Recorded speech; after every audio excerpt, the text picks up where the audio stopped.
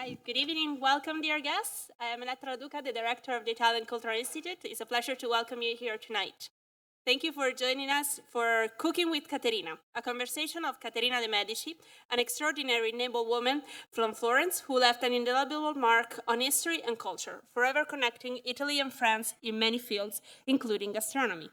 We are happy to experience this evening with you as it gives us an opportunity to share our passion for food and cooking, and to learn a little more about how food and culture go hand in hand and are living arts that continue to evolve through our behaviors, tastes, and interests.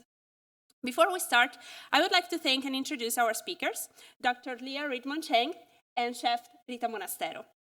Dr. Leah Redmond Chang is an historian and biographer, and the author of Young Queens, Three Renaissance Women and the Price of Power, about the intertwined lives of Caterina de Medici, Elizabeth de Valois, and Mary, Queen of Scots. Dr. Redmond Chang will frame our conversation around the figure of Caterina de Medici from an historical perspective, highlighting what is myth and what is fact. Chef Rita Monastero is a distinguished and internationally renowned cookery teacher and food writer. She has joined us here this year to lead 3 masterclasses focused on Italian cuisine and especially on the evolution of those recipes that Caterina de Medici would have experienced during her lifetime, to coordinate our participation the EU holiday food tour last night, and of course to participate in tonight's conversation, illustrating her personal experience with Caterina de Medici's culinary innovations as they have transformed over time.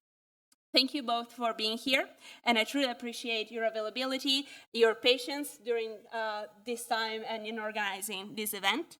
I'm certain that this will be an enlightening conversation. I would also like to take a moment to thank the rest of the team at the Italian Cultural Institute of Washington, Carlotta, Ferruccio, Michele, and Pasquale. And of course, thank you for joining us. Without further ado, let me leave the floor to our guests, and we'll start with Dr. Leah Redmond Chang. Thank you.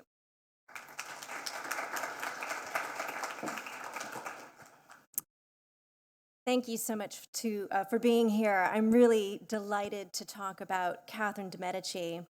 As Elettra just said, I recently published a book where Catherine is a major figure, and an interviewer recently asked me, who is your favorite queen and why is it Catherine de Medici? And it's really true. She is my favorite queen, so I'm delighted to be here to tell you a little bit more about her. So I'm going to give the overview before we get to the good stuff. Let me just say that Catherine was an Italian noblewoman born in Italy, but she is best known as the Queen Consort and then the Queen Mother of France. And that's how I know her. I know her as Catherine rather than Caterina. At the peak of her reign as the French Queen Mother in the mid-16th century, Catherine de Medici was the most powerful woman in France. Arguably, she was the most powerful woman in all of Europe. On a regular basis, Catherine went head-to-head with other powerful European monarchs, women and men like Elizabeth I of England or Philip II of Spain. Now, you probably know those monarchs. You probably know Elizabeth I as the Virgin Queen. And maybe you know Philip II because of his Armada, the notorious Spanish Armada that Elizabeth I would eventually come to defeat. These were Catherine's peers, and she considered them her political equals. Those kings and queens, Elizabeth I and Philip II, are more famous today, but I can assure you that during their reigns, both of them were afraid of Catherine de Medici. In fact, many people in France and beyond were afraid of Catherine. Everyone understood the scope of her power and the depth of her influence. 3 of her sons became kings of France, and each made her their chief counselor. Catherine's daughters, who themselves became queens, lived in fear of displeasing her and rushed to obey her. If a pope or a king, a foreign duke, or even a sultan had business in France, they knew they had to deal with Catherine. But here's what's remarkable about her. Catherine never reigned directly from the throne of France. Her power and authority were entirely unconventional and entirely created by Catherine herself. She ruled from behind the throne, standing behind her sons, guiding them, but never the one officially in charge. Yet everyone knew, everyone, in France, in Europe, as far as away as the New World or the Ottoman Empire, that Catherine was the one calling the shots in France. She was king in all but name. Now, Catherine was also a complex figure. Over the centuries, her legacy has become rather one-dimensional and decidedly negative. If you were to go out on the street and someone knew Catherine de Medici, they probably associated her with some pretty bad things. She's known as an evil queen, manipulative, Machiavellian, a poisoner. There's a TV show on the channel Stars now that's called The Serpent Queen, and that show is actually a little tongue-in-cheek. It doesn't portray Catherine in an entirely negative light, but when historians started calling Catherine the Serpent Queen over 100 years ago, they did not mean it positively. So history tends to punish women in power. Not just history. Women in power tend to be punished. And some of Catherine's nefarious reputation can be explained by misogyny. But Catherine was also a very complicated woman, a person of great contrasts and hybrid identities, and like any human being, she had some positive qualities and other qualities that could rub you the wrong way. She was an affectionate mother and grandmother, but she was also a calculating ruler. She could be witty, even funny, but she could also be cold, withholding emotionally until she got from you what she wanted. She had nerves of steel. She made men and women shake in their shoes, but she also made their hearts melt by crying on cue. She prayed regularly, and she considered herself a devout woman, but she also embraced realpolitik and often placed pragmatism over piety. When her husband died, Catherine decided to dress all in black. She wore those outfits for the rest of her life. It was a symbol of her devoted widowhood and motherhood. But although she appeared somber, she never abandoned style. No, not Catherine. She was always going to be the best dressed at the French court. She was an athlete, a skilled horsewoman, and was known to walk so quickly that diplomats had a hard time keeping up with her, and they often complained about it in their reports. Despite this great athleticism, she also suffered from many physical ailments, maybe because she was so very stressed all the time. Her doctors thought her illnesses came from her tremendous appetite, because Catherine loved to eat. She loved food, and they thought she could stand to lose a little weight. They were sure that eventually her appetite would drive her to death's door. And I think you could say that Catherine's appetites were as big and bold as her personality. Catherine is a divisive figure today, and she was a divisive figure in her lifetime. When she died in 1589, she was beloved by half of her kingdom, who wept sincerely and wondered what they were going to do without her. But the other half of the kingdom hated her, and were glad the witch was finally dead. I think it says something about the complexity of the woman and the times in which she lived, that those two sentiments could coexist at the same time. Now, when I first began writing this talk, I struggled a little bit to figure out what I was going to say, because there is so much to say about Catherine de Medici. Every moment of her life is interesting, and every moment from babyhood until the day she died is woven into the political fabric of her time. She was born a political creature, and she dies a political creature. She lived through a time of tremendous political upheaval and change. She was 69 years old when she died, which was old for the time, and her life had spanned most of the 16th century. So in France, this is the period of the Renaissance. The Renaissance actually comes to Italy much earlier, but in France, it's the 16th century.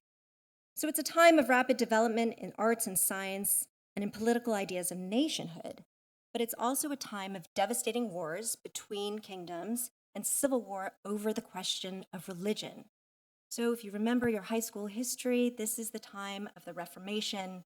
Protestants are pulling away from the Catholic Church to create what Catholics believed was a new religion, a heretical religion. When Catherine first comes to France as a young teenage bride from Florence, France is firmly Catholic, but by the end of her life, it's completely divided. Protestants, Catholics at war with each other, and no one is sure who is going to emerge the victor. So Catherine is not just a witness to this type of radical change, she's actually a major player in determining how these changes came about in France. She had a huge life, and in many ways, it was a very difficult life. I would not want to have lived Catherine de Medici's life.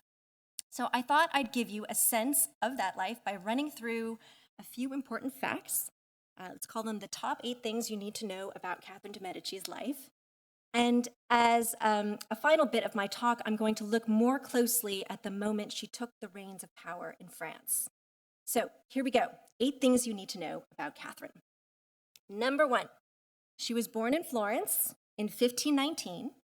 Her father was Lorenzo de Medici, the second Lorenzo de Medici, and he's the heir to the senior branch of the Medici family. He's actually the only surviving member of the senior branch of the Medici family.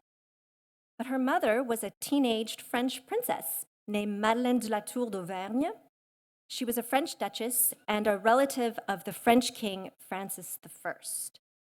Both of Catherine's parents died within weeks of her birth, leaving her an orphan. So she's half French, half Italian, half aristocrat on her mother's side, but a commoner on her father's side because the Medici are not noble. And that commoner ancestry haunts Catherine for the rest of her life. Number 2, Catherine had a very difficult childhood. Because she was a Medici and an orphan and a girl, she was very vulnerable to the power plays of Medici enemies in Florence. And when she's 8, she's seized by those Medici enemies and held a political prisoner for 3 years in Florence. She emerges from this ordeal relatively unscathed. She was unscathed. She was a very resilient person, and she learns a couple of things from this ordeal. The first is that the French are her supporters. King Francis I was writing to Italy to find out how she was doing while she was in prison. The second thing she learns is that she can survive. She develops grit. And there's one thing to say about Catherine, it's that she has a lot of grit. She always gets up, no matter how many times she falls. Third thing, at the age of 14, Catherine married the French prince Henry, Duke of Orléans. Henry was the second son of the French king, Francis I, and he would eventually inherit the throne and become king himself. Now, Catherine fell deeply in love with Henry, but he did not return the sentiment. Instead, he is obsessed with his very powerful mistress, Diane de Poitiers, who's 20 years older than him. That love triangle lasts until the end of the marriage, and it scars Catherine deeply. Number 4, the marriage wasn't good, but Catherine had a very strong supporter in her father-in-law, the French king, Francis I. Now, if you don't know much about Francis I, think of him as a French Henry VIII. And they're actually very similar. They're contemporaries. They're friends and enemies, Francis and Henry, and they both have that larger-than-life bravura about them. So why did Catherine win Francis's support? Well, Francis was an Italophile. He loved Italy, and he wanted France to be as good as, if not better, than Italy. So he's always bringing Italian things into the French court, and one of those Italian things is Catherine. So when she arrives at the age of 14, she's almost like his little Italian doll, his prize. And Catherine was very smart. She was very savvy. She picked up on this right away, and so she dials up the Italian in order to please the French king, which was very smart because, fact number 5, she was going to need the French king's support because for the first 10 years of Catherine's marriage, she is barren. She can't have any children. This is a terrible thing for a young woman in her position because the whole job of a future queen is to give birth to the heir, and Catherine can't do it. It's such a precarious situation that at one point there was talk of sending her back to Italy. Luckily, she comes through. After 10 years, she gets pregnant, and then suddenly she has 10 children in rapid succession. We don't know exactly what happened, but it worked out for her. So, as you can imagine, she threw herself into motherhood, probably to make up for time. She adored her children. She really was a loving mother. And she even becomes something of a helicopter mother, a trait she will have for the rest of her life. Number 6. In 1559, when Catherine was 40 years old, her husband, who was now King Henry II of France, was killed in a horrifying jousting accident. Now hold on to this moment because I'm going to return to it in a few minutes. The throne then passed to Catherine's teenage son, who was just 15 years old. This is when Catherine becomes the Queen Mother of France. She had been the Queen Consort, the wife of the king. Now she's the Queen Mother. Only 18 months later, that teenage king would also die. The crown then passed to Catherine's second son, who was only 10 years old. This is when Catherine took the reins of power, making herself effectively into the region of France. And once she stepped into power, she never stepped back out again, even when her son grew up and was old enough to officially rule on his own. Number 7. France, by the time that the younger son ascends the throne, is deeply polarized between Catholics and Protestants, and it only grows more violent over the coming 3 decades. Now, Catherine believed in compromise. She wasn't really willing to choose between Protestants and Catholics, and compromise would define much of her political policy. She did everything possible to avoid civil war, but unfortunately, she fails over and over again. Under Catherine's reign, France would see no fewer than 8 civil wars, and they actually continue after her death and well into the 17th century. And one theory of why France doesn't have as much of a strong foothold in the New World as, say, Spain and England is because of these wars of religion. So they had a huge effect on the future of France. Number 8. So this is more a question than a fact. Was she a successful queen? This is a question that scholars who study Catherine continue to debate. The answer depends on how you look at it. The answer is no, in that her reign was beset by civil war, and she could never really get the kingdom out of that morass. But as one Italian diplomat at the time said, it's not really clear that anybody could have gotten France out of that mess. So to some degree, Catherine is really a victim of the times that she lived in. But I would argue that Catherine was successful in that she transformed herself into the central figure in French politics in an improbable way.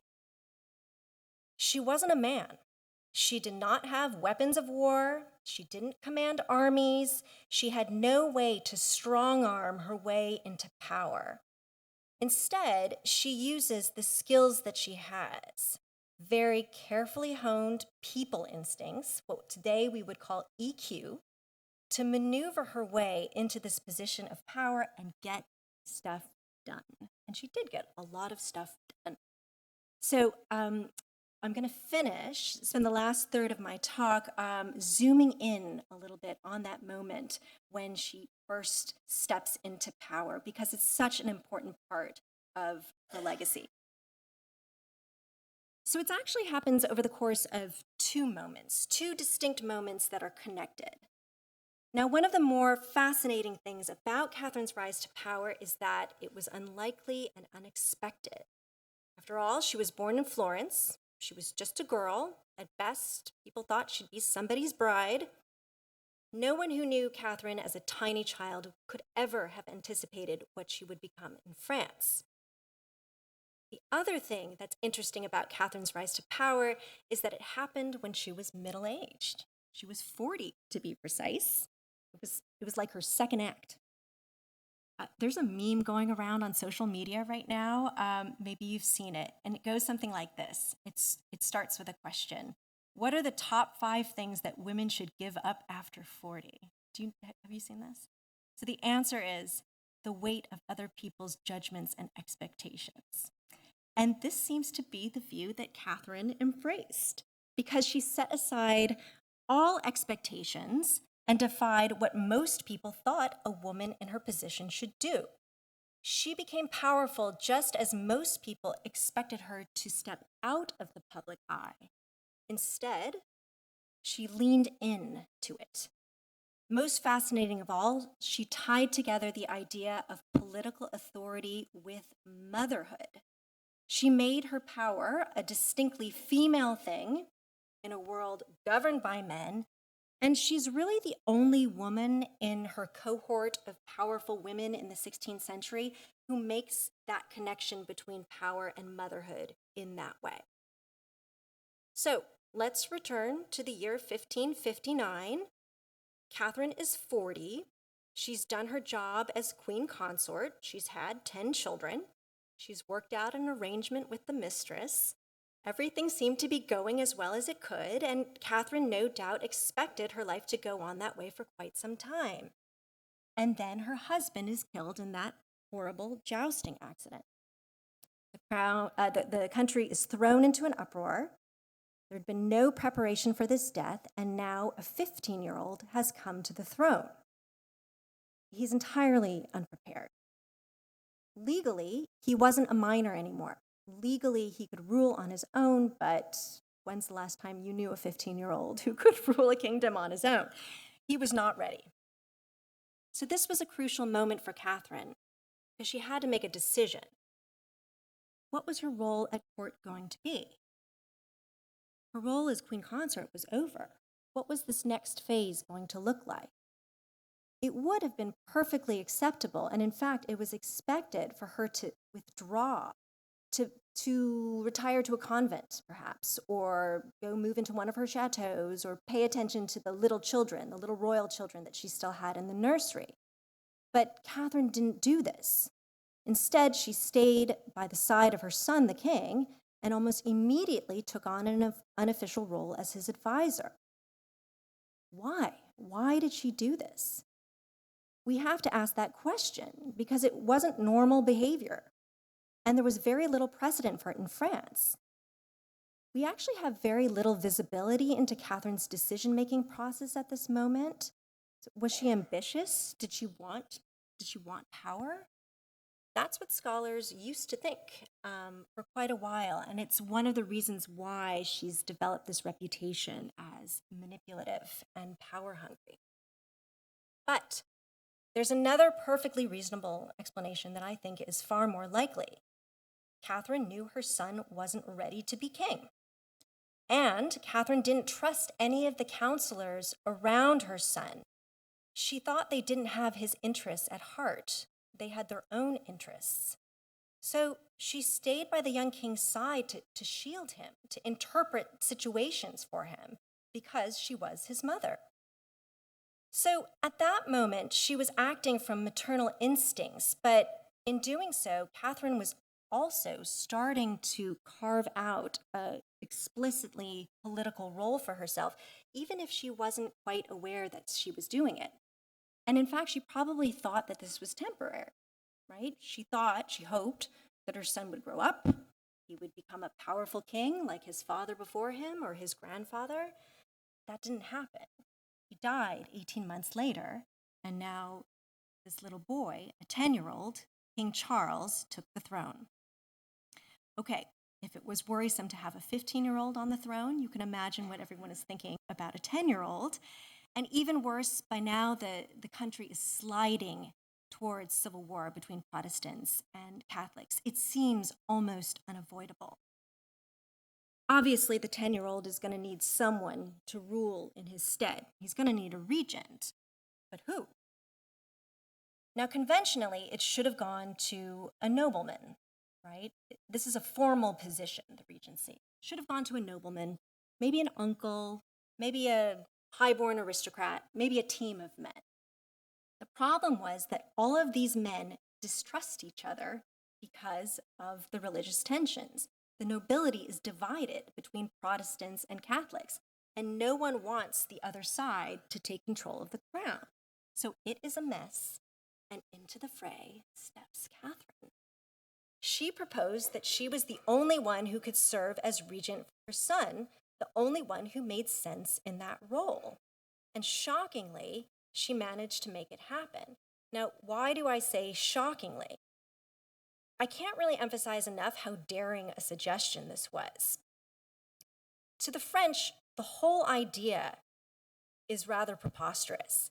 So unlike other European countries, France does not allow a woman to occupy the throne. There's a custom, it's called Salic law, and it means no woman can be a sovereign. She can't sit on the throne. There cannot be a ruling queen like Elizabeth I or Isabel the Catholic from Spain. They don't even really like the idea of a woman anywhere around the throne. But somehow, Catherine convinces the nobility that she should be the one. So how did she do it? It's actually an incredible story. In a nutshell, Catherine fed their rivalries. She agreed with both Catholics and Protestants that the other side was either too militant in their beliefs, too power-hungry, or too incompetent, and that for the kingdom to avoid exploding into civil war, they needed a neutral party. And she cast herself as that neutral party because she was a woman, because she was a mother, and, most curiously, because she was foreign born. So essentially, Catherine takes the core elements of her identity, all of her potential weaknesses, and instead of dismissing them or trying to kind of sweep them under the rug, she turns them into her political tools, into her strengths. So let's look at those weaknesses. Number one, she was a woman. The French don't like women on the throne. Yes, she said, women might be naturally weak, inferior to men. They are seen to be more prone to sin than men. But the Renaissance also thought that women, and especially queens, were natural peacemakers. So Catherine really played up the peacemaking role. Number two, she was a mother with many tiny children still in the nursery. Most people thought she should be busy with those children. Catherine agreed. Yes, she was a mother, but her most important child was, of course, the king, and she, more than anyone else, would care the most about his interests in a completely disinterested way, only in a loving and maternal way. And three, she was foreign born and Italian. Now, this was a tricky one because should an Italian really be ruling France? Catherine used her foreign birth to emphasize her neutrality. She argued that as a foreigner, she had no real kinship ties to the French aristocracy, no property to protect in France, no loyalty to one branch of the French aristocracy over the other. Everything she owned belonged to the crown, and only her children kept her rooted in France. And because she was an Italian, she couldn't possibly have an agenda other than to protect the interests of her child. So, in other words, Catherine turned her weaknesses into her assets. Being Italian, female, and a mother were qualities that should have made her an outsider, but instead she flipped the narrative and argued that those were the very qualities that should place her on the inside. Now, Catherine was a realist. Not everybody bought this story, at least not right away. So she had to negotiate and she had to pay some people off, and there were a lot of backroom deals, which she made. But in the end, Catherine also created a very political, very public story about motherhood and power, a story that people could accept and then she could perpetuate. And it worked. Catherine remained a force behind the throne for the rest of her life, and she did it by leaning into motherhood. So I wanted to leave you with an image that I think emphasizes how Catherine crafted motherhood as a political tool. This is the kind of propaganda that you see throughout her reign. It looks like a loving family portrait, but it's telling a very political story. So what kings and queens in this period usually do when they are sitting for a formal portrait is they make themselves big. They wear really big sleeves or they have really big skirts, right? And that is a way of communicating power. But Catherine is much more subtle here. She's much more feminine. So here she is. She's wearing her all black, which she started to do after her husband died. I already told you that. But the part that I left out is that her decision to wear black after her husband died was kind of unusual because in France, black isn't the color of mourning. White is the color of mourning. Black is the color of mourning in Italy. So when she wears black, she's still communicating that she has this Italian identity. She's surrounded by her children. She's telling the viewer, look, I've done my job as queen. I've had all of these children. And if you see right there, to my right in the portrait, she's holding the hand of the young king. That's Charles. And of course, this is an expression of affection and protectiveness, but it's also a claim to power. Catherine is saying that the king will succeed precisely because Catherine will guide him. She has both the young king and the kingdom in hand. So I'll leave you with that. Thanks very much for listening, and turn it.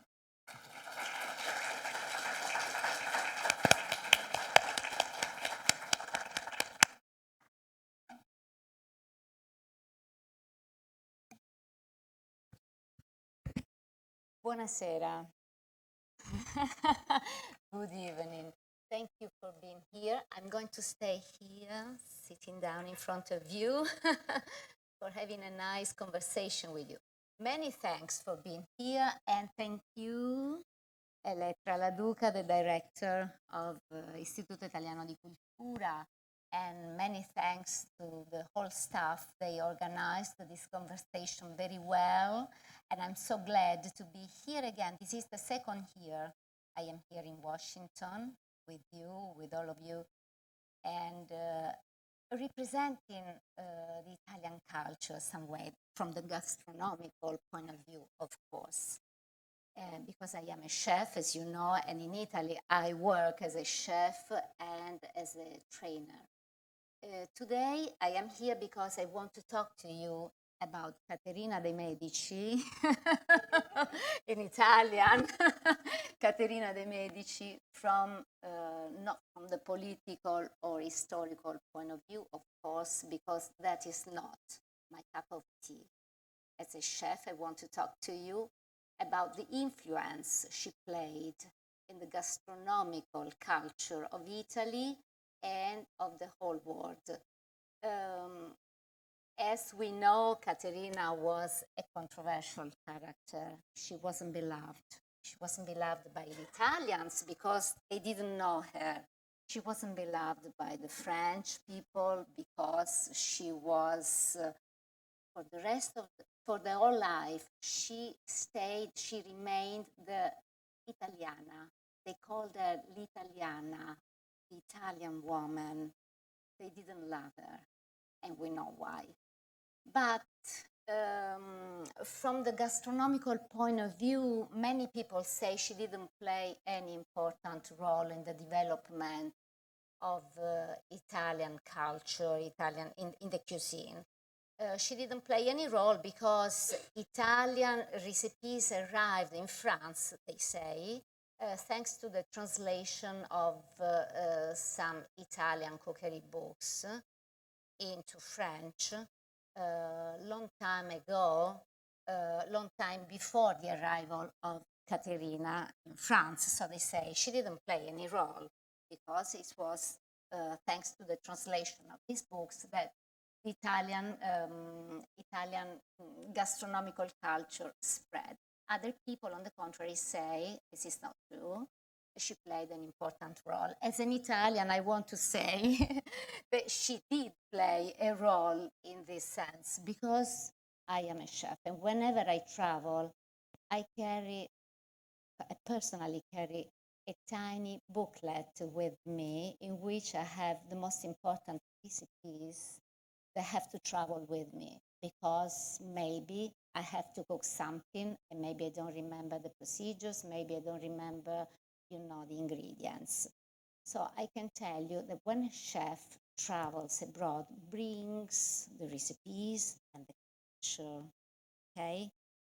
into another country. And this allows a combination of different cultures.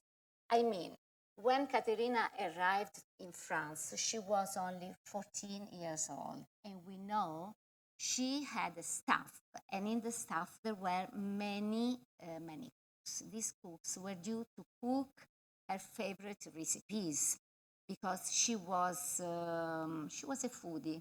I would say she was a foodie, and probably she was. Today she would be an event planner, and I will tell you why.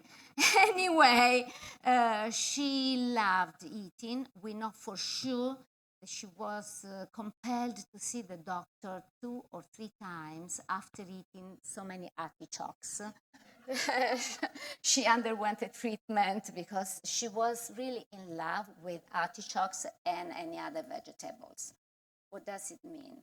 It means that when she went to France with the chefs, with her own cooks, they were in charge with cooking the dishes she loved. And of course, my colleagues in the 16th century, they met the colleagues, the French colleagues, and they exchanged the cultures, the recipes, the ingredients. This is why today we can say that Italian recipes spread in France during those years, no thanks to Caterina, because Caterina didn't cook anything. Of course, she ate, but she didn't cook. But thanks to the chefs and the people and the staff working for her. Now, I want to leave Caterina in France for a while and go back to Italy in those years. I know that maybe among you, there are some Italians, so many of you have been to Veneto. Do you know Pieve di Cadore? Pieve di Cadore is a small town which is in Veneto, in the northern region of Italy. And in Pieve di Cadore, Tiziano Vecellio used to live. Tiziano Vecellio was a famous Italian artist, I guess you know him. He belonged to the middle class society. His house can be still visited, and I go to this house once a year because I love it. It's so beautiful to see. And being a member of the middle class, his house was a big one with a basement. In the basement, they used to keep rice and grains and all the animals. On the first floor, there was the house in the proper sense of the word. There was a big kitchen. There is a big kitchen with a huge fireplace, one chair only. And this chair was used by the owner of the house. The other sat on the floor, the other floor. And then there were also some sleeping rooms, okay? This is a middle class house. The poorest, they didn't have other rooms. They only had the kitchen. And in the kitchen, they used to live, to eat, to sleep all together, all day long. And then there were also the mansions of the residences of the richer people, in which houses there were several rooms. But strange enough, the kitchen wasn't in the house, was in the garden or in a courtyard. And this caused the food to arrive to the table very cold. And also, they hadn't a dining room because there were so many rooms, they could choose the right one according to the importance of the people, of the guests, and the number of guests. So this was the situation in Italy when Caterina went to France. Caterina, we know, was a noble girl. So she was trained as a noble girl. She was able to read and to write, which was unusual for the women by that time. So when she went to France, she was used to live in beautiful houses, and we know she wasn't loved by her husband, unfortunately, but she had a good relationship with the father-in-law, and she spent a lot of time with him, watching the shadow and becoming a great politician. And she understood very soon that receptions would help her for attaining a goal. This is why she started receiving. She started organizing great receptions. And we can say that in those years, the modern Italian or international cuisine started, because she started to receive people, a lot of people. These receptions lasted several days, even days. There were a lot of artists, musicians, dancers, and a lot of food. Really a lot of food. We know of, for example, 33 different courses served in one reception, which is a lot. But now we have to talk about the way people used to live in those years, because it was totally different. Nowadays we have a starter, no? We have the appetizers, and poi abbiamo il primo, il secondo, first course, second course, side dish, and dessert. They didn't.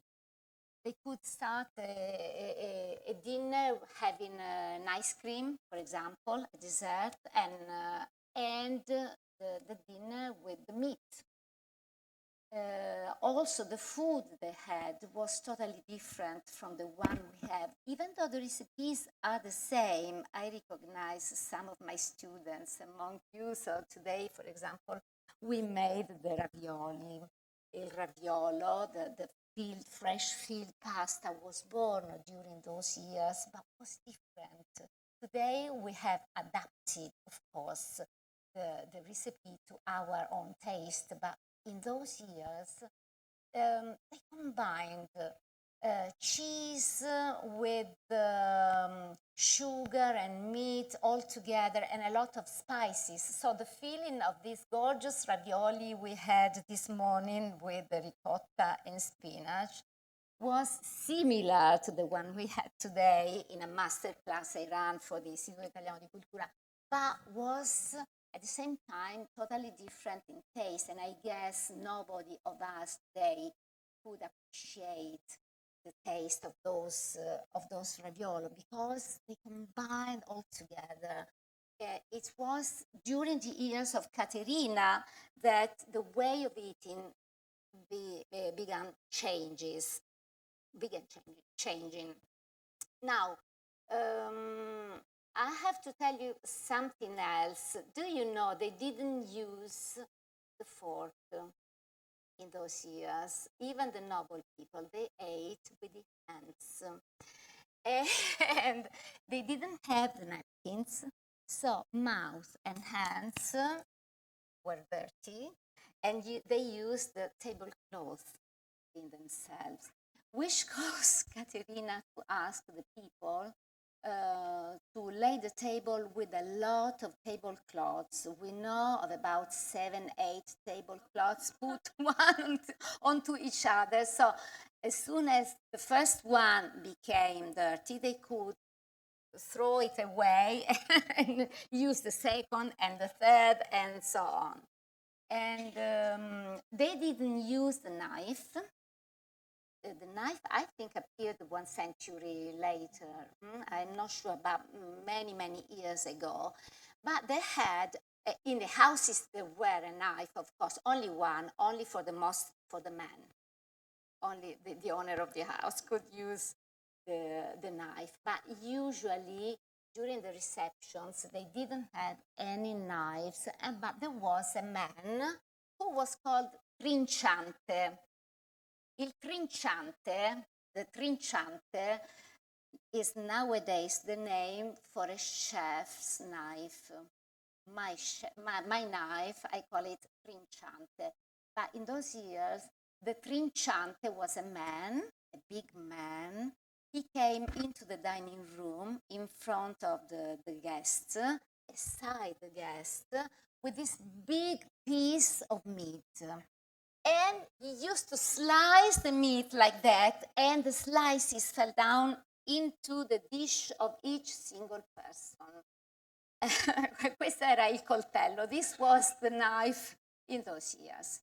As to the food that was eaten, as to the recipes, I can tell you they used to have a lot of vegetables, the same we have today. So spinach, because Caterina loved, as I told you, loved all the vegetables. They used to have rice because several years ago they had developed an irrigation system so they could grow the rice. So they used to have risotto, kind of risotto. They had, we know for sure that when Caterina went to France, in Florence, people used to have the so-called salsa colla. The salsa colla, colla means glue, for those of you who are not Italian or don't know Italian. Colla means glue. Quindi la salsa colla, the glue sauce, was what we nowadays call the bechamel sauce. Can you understand why? Because as a chef, I used bechamel for making a pie, for example, for having the ingredients to stick one onto each other. So the salsa colla was used when Caterina went to France. They used to make something very similar to the French crepe. They were called pezzole della nonna. Pezzola is the handkerchief. It was a very thin, quite transparent omelette that was filled up with spinach, vegetables, salsa colla, again, wrapped up, eaten. Nowadays, we have crepes. Also, they used to have a lot of almonds. And this is why, when we end, we want to give you a taste of a cake, which is the sbrisolona cake. Do you know what sbrisolona cake is? Sbrisolona cake is an almond cake which is made in the Mantova area in the northern part of Italy. It wasn't created, it wasn't invented at the time of Caterina de Medici, but some years later. Anyway, I'd like you to have a try of it because it is made with a lot of almonds, and so this is one of the ingredients much beloved. But can you hear me? Because maybe the microphone, okay. So they had a lot of almonds. Also, there is another recipe which is still eaten all over the world, and is the crema frangipane. Have you ever heard the crema frangipane? The frangipane custard is a kind of custard made with the almonds inside. Nowadays, this custard is spread all over the world, and it is still used. This was a recipe that was given to Caterina de Medici as a wedding gift by the Earl Frangipane when she got married. And so it's so nice to think they were still eating the original recipe that was created for her. What else can I tell you about the recipes? I have here a few other the crema pasticcera, the custard as we have it. I remember when my daughter was a baby, was a child, I used to make la merenda for her. You know what the merenda is, a snack in the afternoon. And I used to, like an Italian mom, and I used to make her the crema pasticcera, this custard, with some biscuits or fresh fruits. This is something Caterina loved. Caterina loved the crema pasticcera, the way we have it nowadays, made with the yolks and the milk, and she used to have the fresh fruits and some liqueur together with the crema pasticcera. Another recipe you can still find in Italy, especially, strange enough, in the southern region of Italy, regions of Italy is the timpano di Caterina. The timpano, I cannot translate it because I don't know how to translate it. Anyway, the timpano was a big pie, a huge pie, was made for big receptions, and it is still made of in Naples, in the Campania area. Is made with a crust, a sweet crust, like the one we use for making the crostata, a sweet crust, and a filling of macaroni, a filling of pasta. And we still make it, and I can tell you it's really delicious. It's very old taste, a very particular one, but I like it. As to the pasta, again, they had the macaroni, and once again, I have to tell you, unfortunately, this macaroni were awful because they ate it with cheese and sugar and cinnamon, a lot of cinnamon all combined all together. What else? The meat they used to have was poultry. They loved the chicken. Did you know? They loved the chicken. And they had a lot of it. And also they had the sour, sweet and sour sauce. They had a lot of sweet and sour sauce together with this meat. And I cannot forget that Caterina loved the ice cream. The ice cream was invented, the sherbet. She loved the sherbet tutti frutti. And this tutti frutti sherbet was created for her by a poor man.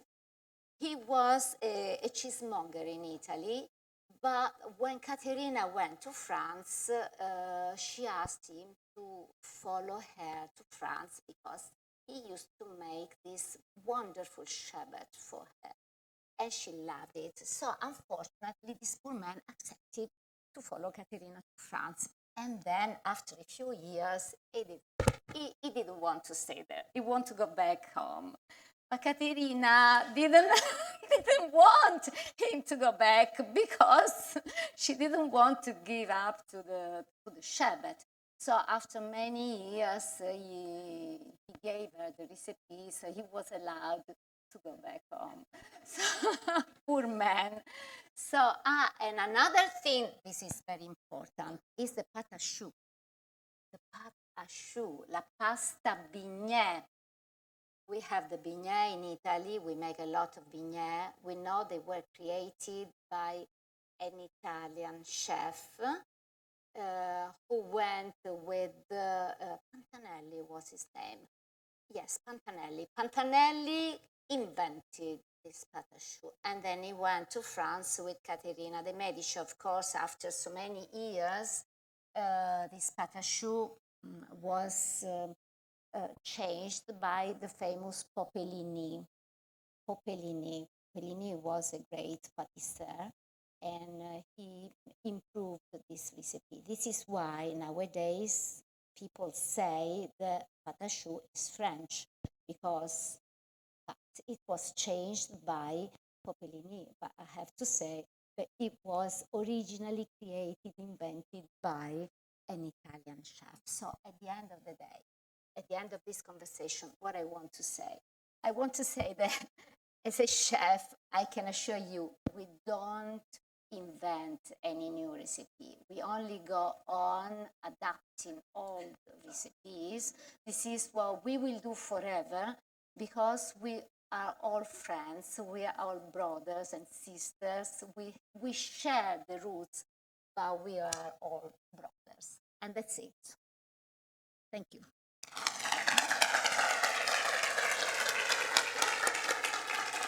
Yeah.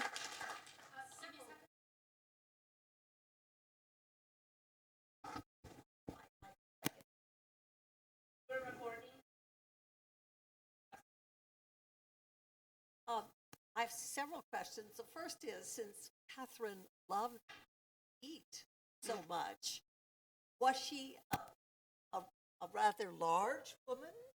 Or, I mean, I couldn't tell from one Yeah, because it's in black, so you can't really see it. Yeah, yeah, she was. She was not. She had trouble with her weight a little bit. I mean, but at the time, a lot. Yes, but she didn't care. She didn't care, She and didn't care. it didn't stop her. You know, she was an incredibly energetic, active woman. And it wasn't necessarily a bad thing to be a little bit on the heavy side at the time. So standards of beauty have really changed. We can say she wasn't a beauty in the proper sense of the word. You know what I mean. Today we have other standards, but she didn't care. And this is why I love her. Well, it sounds like she was substantial in more ways than that way. But it took her a little while to get there. I mean, I think she cared a little bit as a teenager, especially with this mistress, Diane de Poitiers, this is her husband's mistress, who was known as one of the most beautiful women ever, certainly one of the most beautiful women at the French court. And, you know, Catherine couldn't really hold a candle to her. And, you know, she was very much in love with her husband, but there was no really getting closer to her husband as long as this woman was here. So eventually Catherine comes into her own, but I think it took a little while. Well, and if she had 4 children with him. 10. 10 But that's children. okay. 10, 14. Yeah, 10. 10. It's more than enough. Get close enough to him for at least 10 children. Yes, but they were both doing their duty. And that was actually really important because Henry, her husband, his own security at court as the future king to be depended on there being sort of a legacy, a lineage. So it was very important to have these children. Excuse me, I didn't tell you something which is very important. You know that Caterina de Medici was a very close friend with Nostradamus. You know Nostradamus. This is why she was called the Black Queen, the Dark Queen. And Nostradamus was a foodie himself. No, really, that's true. Nostradamus cooked very well and was very interested in eating, and he loved jams. And he wrote a book on jams. And I have read this book. And this is very strange, but I have to tell you, reading the book, I have found a recipe, a particular recipe that belongs to my family since maybe the time of my grandmother, I don't know. It is exactly the same recipe I am still doing. You cannot believe it. It is a particular jam. But this is something I want to share with you, just to let you understand that recipes really go back to the past. And Nostradamus wrote down the recipe that belongs to my family now. So I'm very proud of it. What fruit or what flavor? La mela cotogna is the quince, vero? Quince, you say. Yeah, a quince jelly. A very difficult recipe. It's very difficult to make. Very sweet. I love it. It's absolutely delicious. I suggest you to try to make it, and then you slice some bread, you spread with the mascarpone, and then you put some of this jelly on top. It's gorgeous. A great dessert. Try the recipe of Nostradamus. Sounds delicious. My grandmother in California made with jam also. Jam or jelly?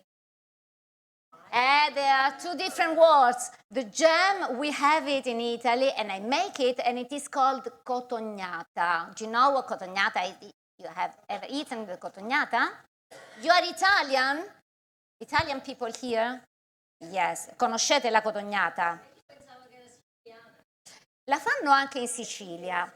È pugliese, in realtà è pugliese, and my family... Yes, la mia famiglia vive in Puglia. I was born in Apulia, and this is why. You too? Yeah.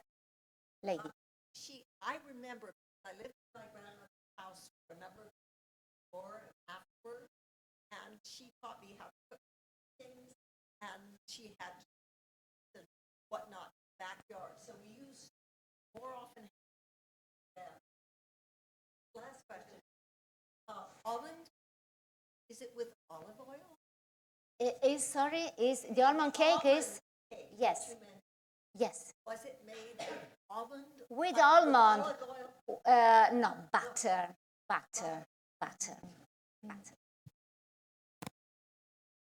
I have a history question, but before that, we actually do have a quince jelly. It's very popular here that has quince, cranberry, and green apple, and it's called paradise jelly. It's quite popular. I'm from California, but my family is from Firenze, and I know that the Gandhi family brokered the agreement between the French court and the Medici for Catherine to go trotting up to Paris.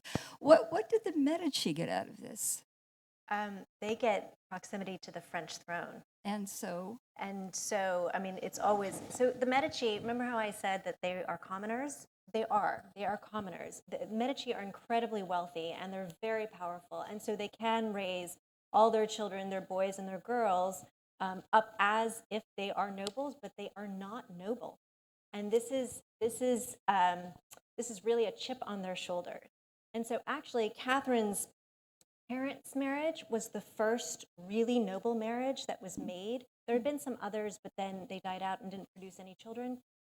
Was the first really noble marriage because Madeleine de la Tour d'Auvergne is quite high up in the French aristocracy. She's actually a relatively close relative to the king himself. And so the Medici are making themselves noble. Yeah, that is what they're trying to do. That tracks because a lot of the noble families in Florence were the noble families in the Renaissance, like the Gondi and the Frescobaldi and the Pucci, and they want you to know that they were there before the Medici. Yes. And that they allowed the Medici to marry into their families. Yes, no, that definitely happened. And so the Medici have a way of sort of like stealing things and making it theirs. And that happens with Catherine as a very young child. She's made into a Duchess of Urbino, but that was taken from another family. Right. So this is what they were hoping. Yeah, if I may add, I just wanted to clarify, both Rita and I have been referring to Caterina as an Italian noblewoman because we consider the Medici the lords of Florence. But of course, as you mentioned, they weren't actually an aristocratic family. What we have during the Renaissance is the ascent of the nobiltà di toga, so people who had not noble blood, but they were made noble through their work, you can call it that. So I just wanted to clarify that. It's a different perspective from the Italian point of view, but of course, as you mentioned, they were very much worried about the fact of not having any aristocratic blood in their lineage. Well, and it moves to Catherine's cousin Cosimo de' Medici, and he becomes like the Duke of Florence. So they do acquire this this status. 3 years. Thank you. The whole history of food is so amazing. And when you talk that she loved vegetables, which specific vegetables? Because even here there is some fashionable vegetables like pea shoot, microgreens, or then fennel. So what were the major vegetables? She loved everything, as I told before, but she was particularly in love with the artichokes. She loved artichokes, and these artichokes were fried or stir-fried or made with some rice, a kind of risotto. And then they loved and used a lot of spinach, again, and carrots, everything, any vegetables, which was unusual for France. When she went to France, many vegetables were unknown or were not used. And this is why probably people say she made the Italian culture to spread abroad, gastronomical, of course. Because she started eating, offering to the guests these vegetables. Any vegetables. Pardon? It was? Not common at all. No. Any other questions? Yes, here we are. Hi, thank you. Oh my God. My God. Thank you for sharing. I love the combination of food and history, and it's always fun to kind of delve in those big history here. I was wondering, going back to the forks, I thought it was Caterina de Medici that brought forks to France. So I was wondering if you could expand on that, on how the silverware and maybe our Italian, because I thought in Italian they had forks and stuff a lot sooner. So I thought she brought it. So I just wanted to find out more about that. You'd mentioned silverware and forks. Fork. The fork. Yeah, they didn't use the fork at the beginning, and even Caterina didn't use it. She started using the fork later through the years.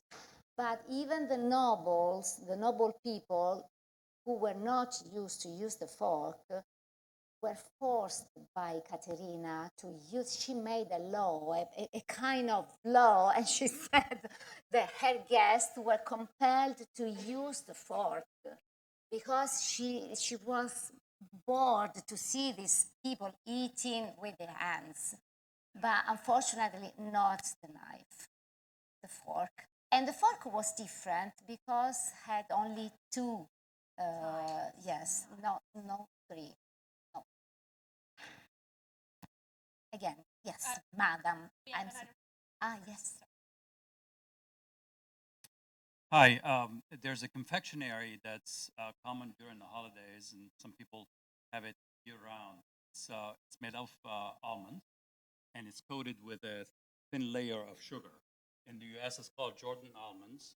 The French call it dragée, but the commercial side of Williams-Sonoma calls it the Medici. The Medici, I forget what but they almonds. Bonbon, like bonbon? Yes. Confetti sono i dragée, quindi noi li chiamiamo anche bonbon. Yeah, it's a full almond. Yeah, an almond or yeah. Some other Yeah. things. We So call it bonbon as well. Yes. Yes, I'm curious if she is associated with making that famous. No, you know why. I have an explanation for that because there are several recipes that remind us of those years. And in France, there are several recipes which are called alla Florentine, for example, or dei Medici, because it's just a way of preparing some food which reminds us the way Caterina's cook used to do. Caterina's cooks used to do.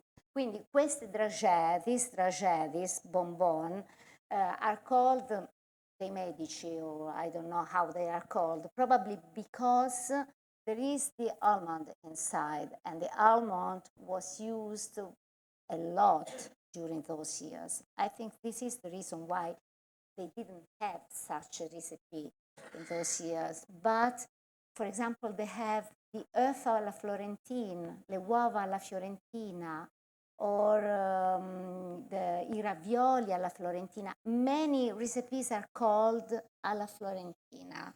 French recipes are called alla Florentina to say that they were influenced some way by these chefs. That's it. I'm very curious to know. I was a history major. Medieval was my period, and I've been to Italy a number of times. And I've seen documentaries and films. I have never seen 7 or 8 tablecloths. I wasn't there by that time, but I have studied a lot and learned. And many times the early British brushes on the floor, dogs, bone, they're tossing. Infamous. Yeah, awful. That was terrible. I can't imagine. I would love to see a picture. Are there any? This, Seven or eight. I have read 7 or 8 tablecloths. I mean, did they matter that they're all different? Was it whatever? I don't know. I'm very sorry. I can't answer because I don't know. But there were a lot. I know for sure they used a lot of tablecloths, and one went away and the other stayed on. But I don't know the colors. I don't know. I don't know the. Yes, please. Yes, and let me know. Thank you.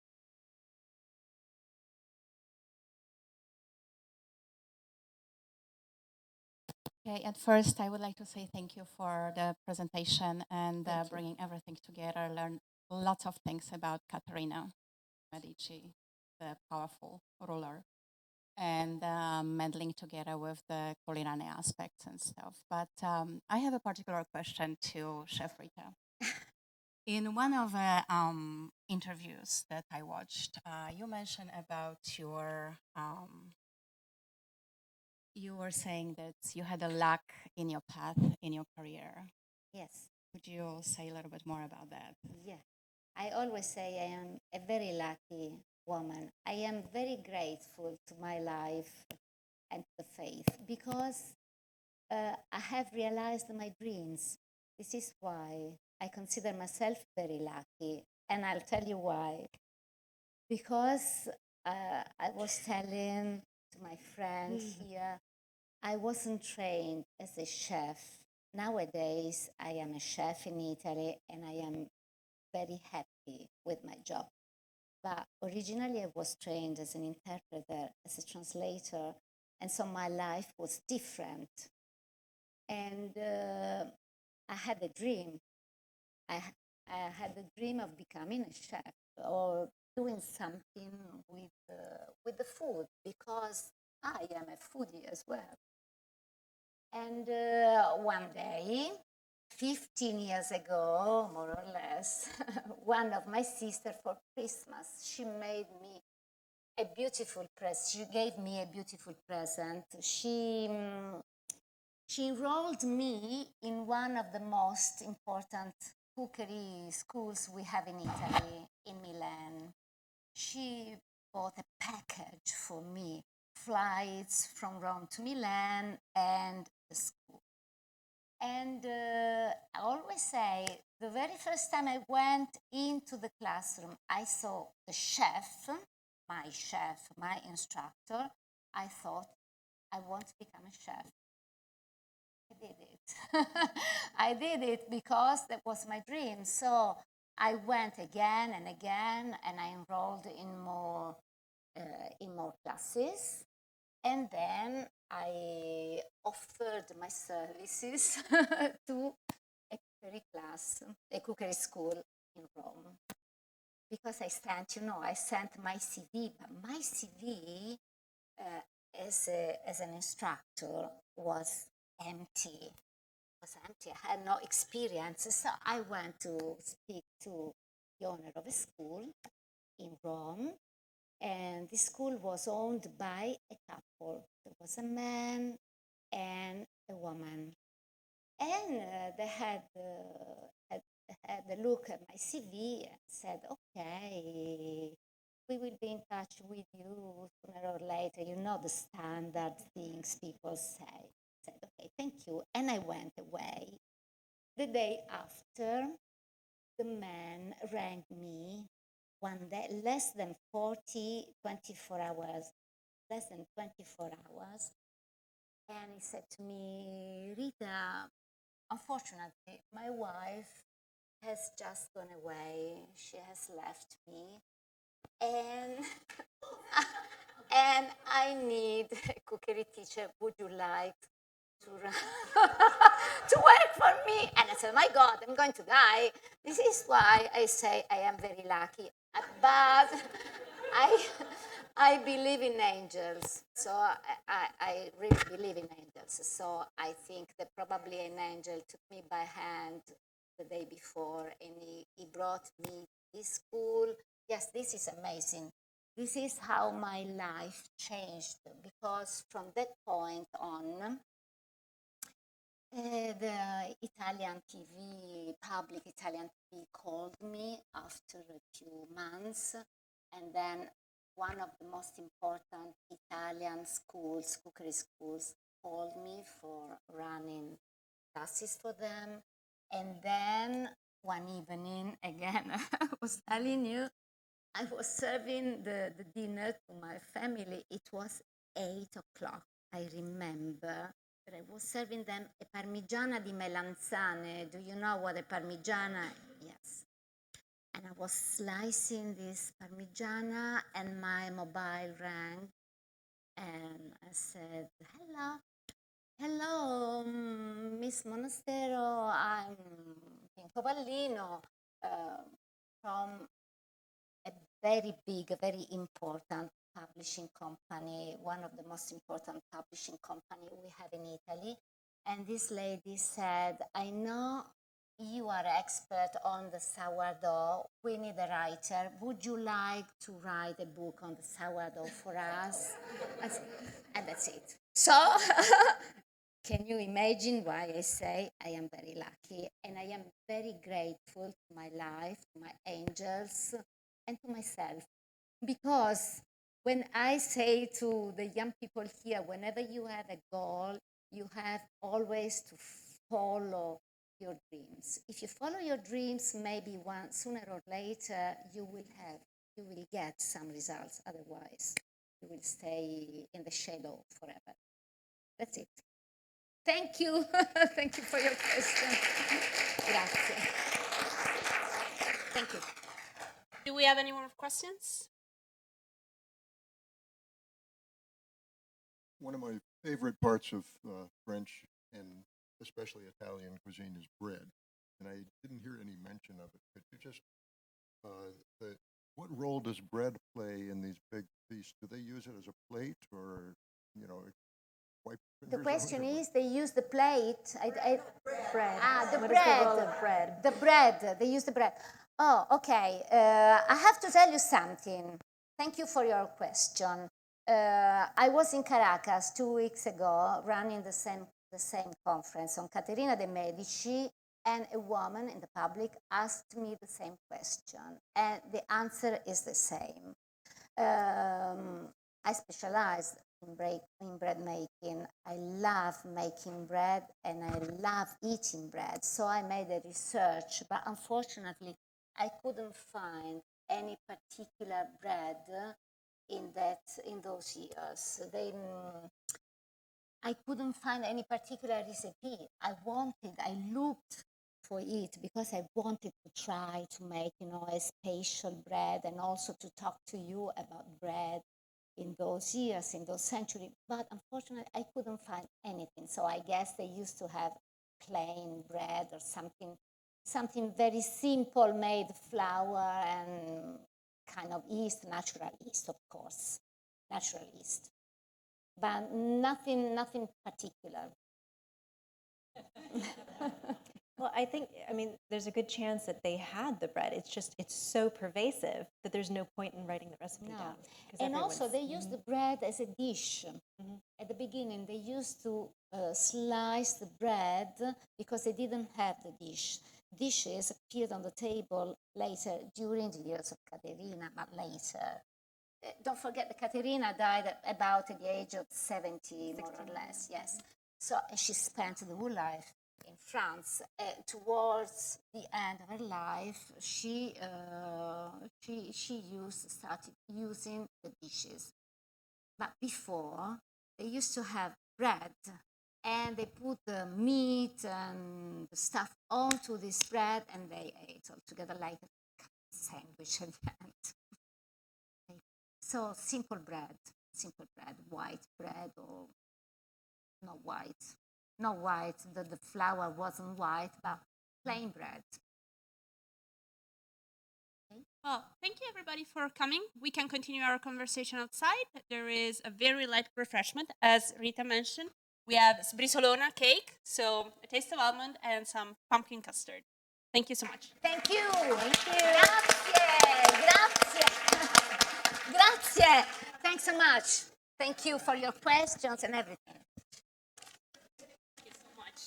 Thank you, madam. So nice to meet you. Oh my God. Oh.